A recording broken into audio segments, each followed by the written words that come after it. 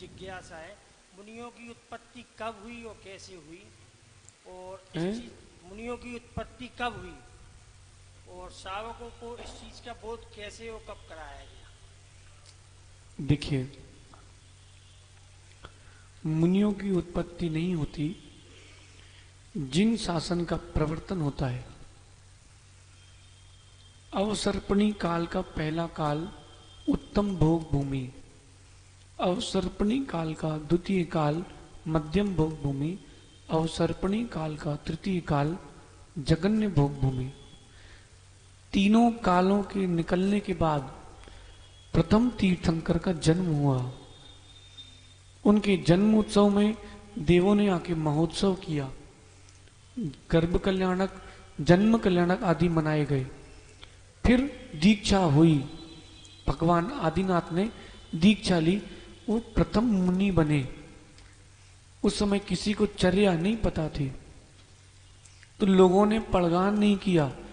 कोई कह रहा था राज्य ले लो, कोई कह रहा था कन्या ले लो, कोई कह रहा था भोजन ले लो।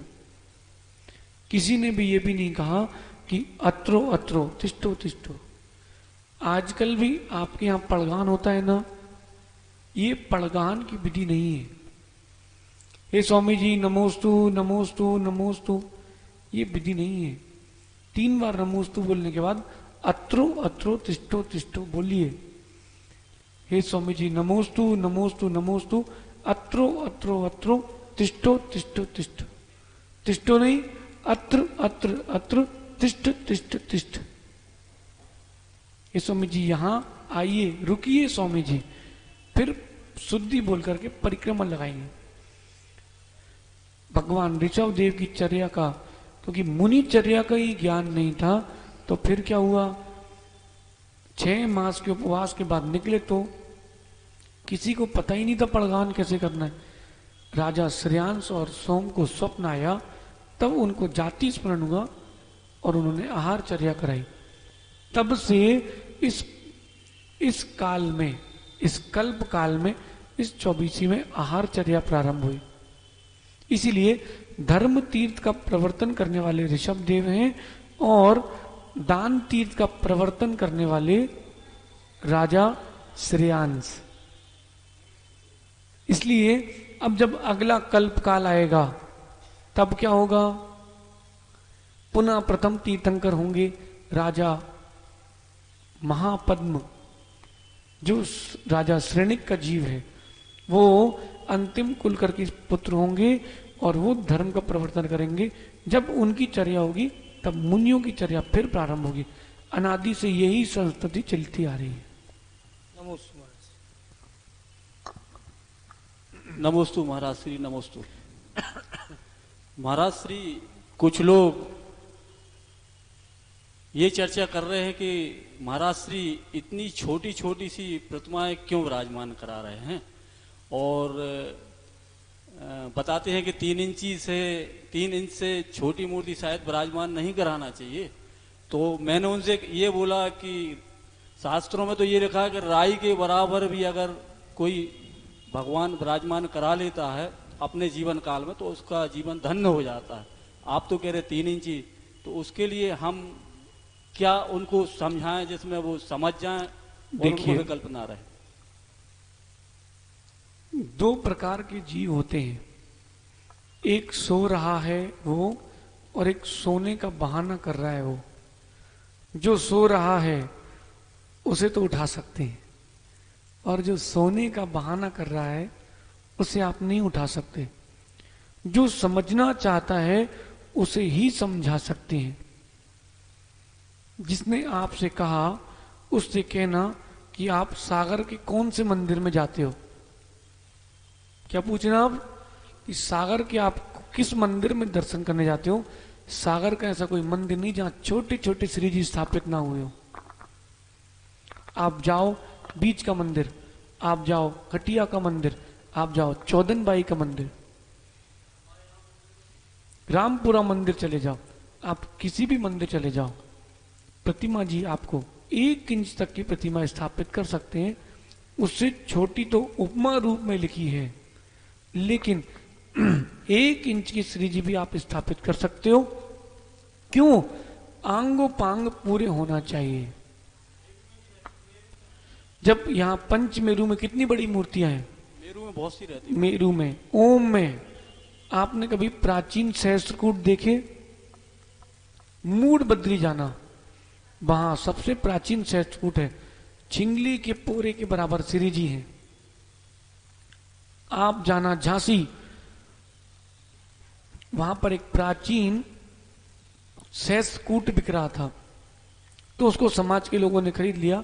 छोटे छोटे भगवान इतने इतने से, और भी कहीं भी आप जाना मिलती है प्रतिमा। श्रेयांश भाई, विरोध करने वालों को विरोध से मतलब है, श्री जी से कोई मतलब नहीं। एक तो ये बोले कि महाराज जी आपने, जैसे यहां महिला मंडल है, उन महिला मंडलों ने मिलकर के श्री जी की स्थापना करी। एक ने तो ये बोला कि 10 बच्चों ने मिलकर के श्री जी की स्थापना की, तो बोले नहीं कर सकते। अब उनसे पूछना है, अगर ऐसी प्रतिमा की स्थापना नहीं हो सकती तो ऐसी प्रतिमा की वंदना भी नहीं हो सकती, है ना? मोरा जी गए, वर्णी भवन मोरा जी, वहां पर जो भगवान बाहुबली की प्रतिमा है वो किसने स्थापित की है? उस समय जो महिला समाज थी उन सभी ने अपने पैसों से मूर्ति की स्थापना की थी। ठीक है, वहां लिखा है। और उस मूर्ति की वंदना और वहीं पर आचार्य भगवान विद्यासागर महाराज जी ने वाचना की थी। इसीलिए अपन प्रमाणित काम करते हैं, अप्रमाणित काम नहीं करते। 10 लोग मिलकर भी एक साथ द्रव्य देकर के, जब 10 लोग मिलकर के एक साथ पैसा देकर के पाप कर सकते हैं, तो 10 लोग मिलकर के एक साथ पैसा देकर के पुण्य काम भी कर सकते हैं, इसमें कोई दोष नहीं। और सुनो, बसुनंदी श्रावकाचार प्रतिष्ठा ग्रंथों में उल्लेख है, आप विकल्प मत करो। इसका मतलब आपका पंच कल्याणक सुपर हिट होगा, क्योंकि लोगों को खबर तो है कि कुछ ना कुछ चल रहा है। हल्ला होने दो, हल्ला होगा तभी तो सिद्धों के बीच में अपना भी हल्ला होगा। महाराज श्री पंच कल्याण का हल्ला तो पूरे हिंदुस्तान में हो चुका है, क्योंकि मैंने तो, खैर आपने भी शायद महाराज, इतनी सारी रत्नों की प्रतिमा एक साथ, अभी तक तो शायद कोई पंच कल्याण ऐसा हमारा नहीं हुआ होगा। हमारा एक ही भाव था कि कर्नाटक में और महाराष्ट्र में जितनी भी प्रतिमाएं हैं वो सारी प्रतिमाएं पूरी की पूरी एक साथ एक ही स्थान में इस बुंदेलखंड में दर्शन करने मिले। बेचारे जो वृद्ध वहां नहीं जा पा रहे वो कम से कम इसी सागर में दर्शन कर लें। महाराज श्री एक क्वेश्चन और है। महाराज श्री जो मुख्य पात्र नहीं बन पाते हैं, जो सामान्य पात्र बन के मुख्य पात्रों से अच्छी भावना रख के अगर वो पूजन पाठ विधान करते हैं तो उनको मुख्य पात्र जैसा प्रतिफल मिलेगा या नहीं मिलेगा, कि मुख्य पात्र को ही मिलेगा? मुख्य पात्र के अलग कार्य हैं। जो सामान्य इंद्र हैं या सामान्य पात्र बने हैं, अगर विशुद्धि ज्यादा है तो स्वीकार है, लेकिन जो मुख्य पात्र बने हैं उनको साक्षात तीर्थंकरों के विधि करने मिलेगी, तो उनके लिए तो विशेष पुण्य है, इसमें कोई शंका नहीं। फिर भी जो सामान्य इंद्र बने हैं वो भी सामान्य नहीं है, वो भी अपनी पात्रता प्रकट कर रहे हैं। उनके पास धन नहीं है सो क्या हुआ, उनके पास भाव तो है, वो भावों से भी निर्जरा कर सकते हैं। फिर भी मुख्य पात्र तो मुख्य पात्र है। नमस्ते।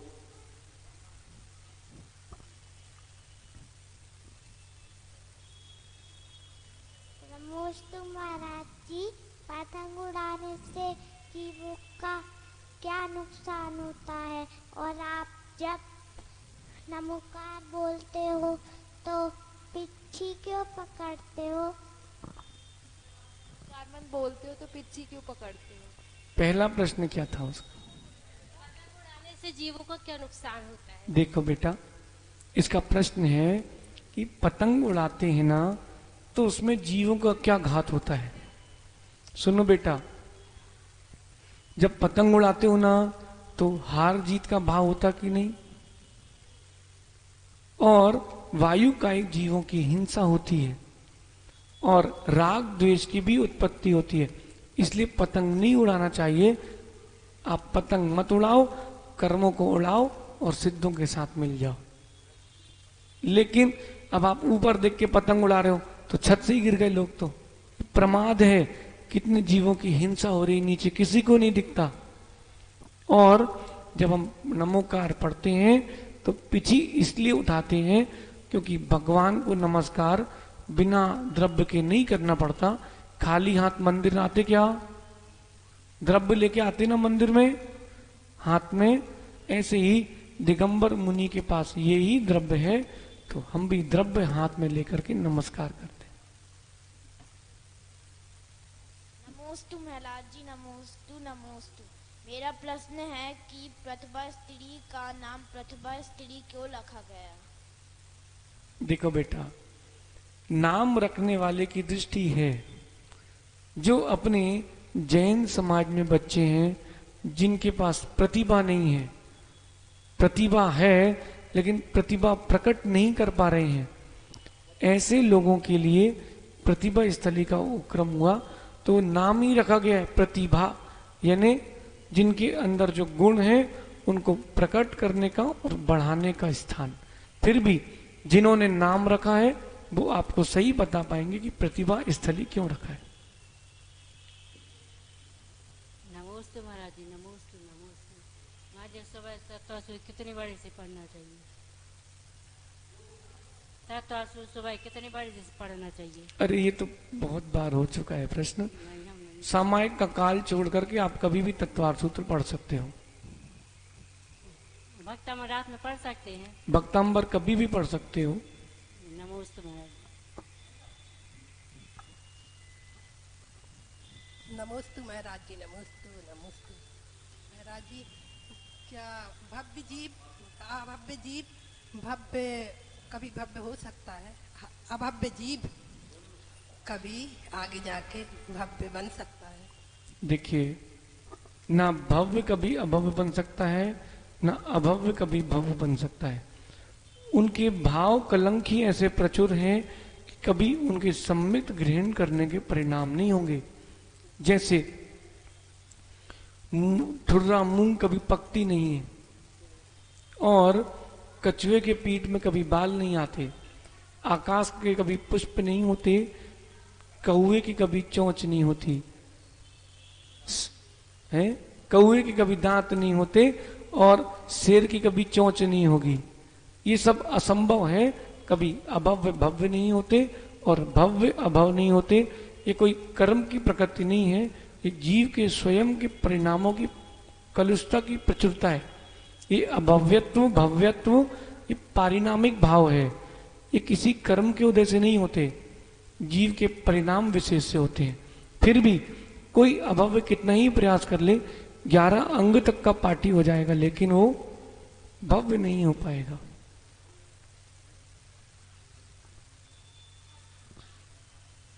यहाँ पे उपस्थित सभी मुनिराजों को त्रिवार नमोस्तु नमोस्तु नमोस्तु। महाराज जी, मेरा एक जिज्ञासा है कि यदि किसी व्यक्ति को सफेद दाग है तो क्या वो भगवान का अभिषेक कर सकता है? देखिए, जिन्हें सफेद दाग हैं वे कुष्ठ रोगों की संज्ञा में आते हैं। आप उसका उपचार कराओ, जिनको हो वो उपचार कराएं। अगर ठीक होता है सो कर सकते हैं, नहीं तो नहीं कर सकते। लेकिन उनको धुतकारना नहीं, उनके लिए भी आगम में अनुमोदना का वर्णन है। आप हाथ लगाना, क्योंकि परिणामों की विशुद्धि के साथ ही आहार और अभिषेक की क्रिया होती है। आप प्रयास ये करना कि जिनको भी हो वो अनुमोदना करें, हाथ लगा लें, लेकिन साक्षात नहीं कर सकते। हमारी दूसरी जिज्ञासा, हमारी जैन धर्म में कुछ वस्तुएं अवक्ष बताई गई हैं, जैसे अवक्ष बताई गई हैं, कुछ वस्तुएं जैसे लहसुन है, आयुर्वेदिक में उसका बहुत उपयोग है, तो क्या हम लहसुन को औषधि के रूप में उपयोग कर सकते हैं? लहसुन देखिए, जो गणंत यानी जमी कंद हैं, जो जमीन के अंदर उत्पन्न होने वाली वस्तुएं हैं, अगर वे सूख करके काष्ठ वनस्पति होती हैं तो उनको औषधि में उपयोग कर सकते हैं। लेकिन आलू, लहसुन, प्याज, गाजर, मूली आदि ये सूख करके काष्ठ वनस्पति नहीं होते, तो इनको नहीं सेवन कर सकते। हल्दी और अदरक ये सूख करके लकड़ी हो जाती हैं, सो उनको आप सेवन कर सकते हो, ऐसा मूलाचार आदि ग्रंथों में वर्णित है। महाराज जी नमोस्तु। मेरी जिज्ञासा यह है कि गर्भालय में महिलाएं क्यों नहीं जाती? बेटा, मंदिर की व्यवस्था है, बहुत सारे मंदिरों में जाती हैं, बहुत सारे मंदिरों में नहीं जाती हैं। ये मंदिरों की व्यवस्था है, आगम में ऐसी कोई व्यवस्था नहीं मिली। अपने अपने क्षेत्रों की परंपरा है। कर्नाटक में तो वो अंदर भी जाते हैं और सब करते हैं, लेकिन अपने अपने मंदिरों की व्यवस्था है, वो सामाजिक व्यवस्था है। आगम की कोई व्यवस्था ऐसी नहीं है।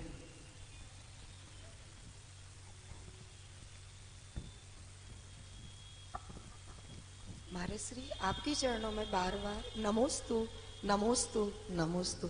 मेरी ये जिज्ञासा है कि किसी जीव की आयु कब और कैसे बनती है। यदि उसने नरक आयु या तिरंच आयु का बंध कर लिया तो उसके लक्षणों से क्या आप जान सकते हैं कि उसने नरक या तिरंच जो भी आयु बांधी है? आयु बंध आयु के त्रिभाग में होता है।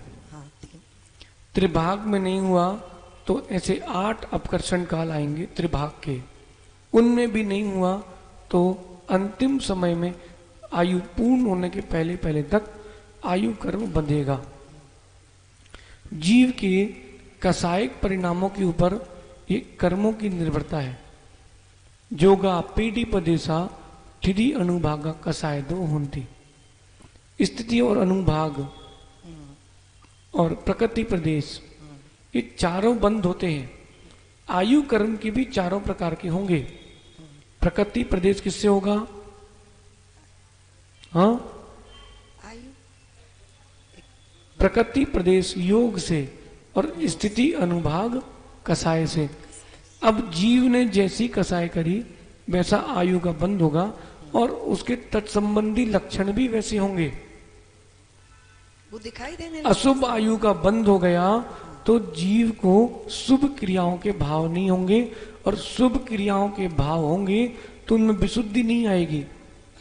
दिखेंगे अलग ही दिखेंगे। मंदिर भी आएगा तो फटी धोती पहन के आएगा। आप उसको कहना भैया साफ दे दो, स्वच्छ धोती दे देना, फिर भी वो फटी वाली ही पहन के आएगा। क्यों? क्योंकि उसके अशुभ कर्म का बंध है। और भी बहुत सारे बहिरंग लक्षण मिलते हैं, उसके कसायिक परिणाम होंगे। समता विलीन होती जाएगी और व्रताचरण के भाव नहीं होंगे। संयम नहीं, व्रत लिया होगा तो भी छोड़ देगा। संयम की परिणति नहीं है, समझ लेना आप मामला गड़बड़ है। नमोस्तु हमारे श्री नमोस्तु।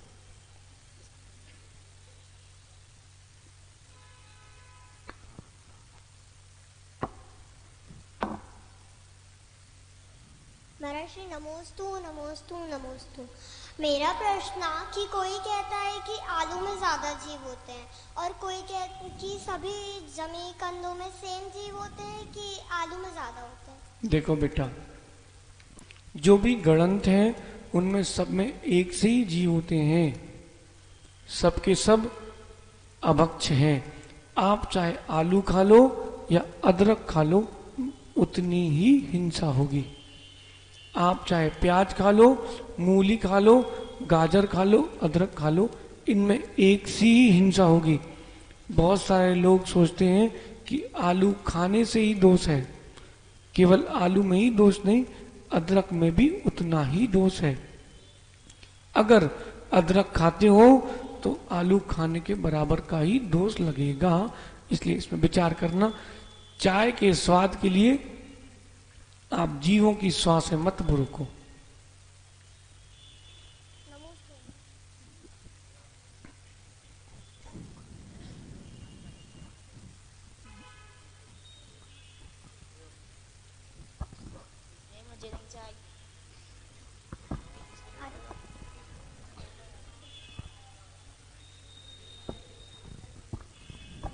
नमोस्तु भगवान। मेरा प्रश्न है कि पंचकलन के लिए ऐसे कुछ नियम है जो पुराने इतने साल पे एक बार पंचकलन होना है, ऐसे कुछ नियम है क्या? देखिए, तमिलनाडु में, जो तमिलनाडु है वहां पर परंपरा है कि हर 12 वर्षों में जिस मंदिर में जितनी प्रतिमाएं हैं उन सबकी प्रतिष्ठा होती है तमिलनाडु में। लेकिन ऐसा कोई आगम में उल्लेख नहीं है। एक प्रतिमा अगर प्रतिष्ठित हो गई है, अगर दोबारा कहीं उसमें अंग भंग हुआ हो तो उसका निष्ठापन आदि करके पुनः प्रतिष्ठा की जाती है। लेकिन एक बार प्रतिष्ठित प्रतिमा हो गई, अगर कोई विकल्प नहीं है तो आम जब तक वो प्रतिमा है तब तक उसका पंचकरण नहीं भी हो तो भी प्रतिमा प्रतिष्ठित कहलाएगी। 100 वर्ष तक अगर किसी अप्रतिष्ठित प्रतिमा की भी वंदना होती है तो वह प्रतिष्ठित हो जाती है। लोग बोलते हैं कि अकृत्रिम चैत्यालय की प्रतिष्ठा कहाँ हुई, नंदीश्वर आदि चैत्यालयों की प्रतिमा की प्रतिष्ठा कहाँ हुई? 100 वर्ष तक जिसकी वंदना हो गई वो प्रतिमा प्रतिष्ठित है, इसलिए अकृत्रिम चैत्यालय प्रतिष्ठित है। वो कोई प्रतिष्ठा की आवश्यकता नहीं, एक बार पंचकरण हो गए यानी हो गए।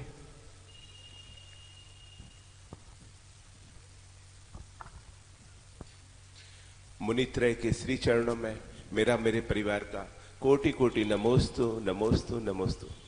हे स्वामी, मन में जिज्ञासा है कि जीविकोपार्जन के लिए विभिन्न प्रकार के व्यवसाय हैं और उन व्यवसाय में कौन सा श्रेष्ठ है। दूसरा कि यदि होटल या कैटरिंग के व्यवसाय को क्या हम जैन सिद्धांत का पालन करते हुए कर सकते हैं? मार्गदर्शन दीजिए महाराज। देखिए, व्यापार वो करना चाहिए जिसमें अल्प हिंसा हो। पूर्व के समय में भी दिगंबर जैनों ने व्यापार किया है, ब्याज का नहीं खाया। उन्होंने सोना चांदी के व्यापार किए, वस्त्रों का व्यापार किया। व्यापार वो करो जिसमें अल्प हिंसा हो, और आप तो प्रवीण हो इसमें। अगर मुनाफा देखोगे तो हिंसा अधिक होगी। आप मुनाफा मत देखो, आप तो अल्प हिंसा देखो। अल्प हिंसा के व्यापार के लिए आपके पास बहुत साधन है, लेकिन होटल आदि कैटरिंग आदि में कोई अल्प हिंसा नहीं होगी। वहां आप कोई मसाले पीस के नहीं लाओगे, मर्यादा के नहीं लाओगे, तो अनंत जीवों का घात होगा। इसलिए 100 कसाई एक हलवाई, ये कहावत जो है ये सम्यक है, क्योंकि अनंत जीवों का घात होता है। कौन खा रहा है, कौन उसमें बना रहा है, क्या मर्यादित है, क्या अमर्यादित है, ये सब भूल जाते हैं लोग। इसलिए आप कितना ही कर लो, वो कैटरिंग वाले व्यापार में पापों से नहीं बच सकते। आप आलू प्याज नहीं रखेगा कैटरिंग वाला तो उसकी कैटरिंग नहीं चलेगी। सो आलू प्याज तो ओम शांति। फिर वो आटा है, उसकी क्या मर्यादा है? घी है, अमर्यादित घी खा रहा है, खिला रहा है, तो उसमें सुनो मां, जो घी अमर्यादित है वो घी, उस घी में अगर गाय का है तो सम्मूर्चन पंचेंद्री गाय के जाति के जीव हो जाएंगे, और अमर्यादित घी है यानी अटपहरी का नहीं है, समझ रहे? जो शुद्ध घी नहीं है, नाम का शुद्ध नहीं, काम वाला शुद्ध घी, उसमें उसी के जाति के जीव हो जाएंगे। अब आप बोलो साक्षात गाय तो नहीं काट रहे, लेकिन उस घी को खा करके खिला करके उन जीवों की हिंसा हो रही कि नहीं? इसलिए व्यापार ऐसा करो जिसमें हिंसा अल्प हो, लेकिन जैन कभी होटल आदि का व्यापार नहीं करते। ओम नमः सिद्धेभ्य।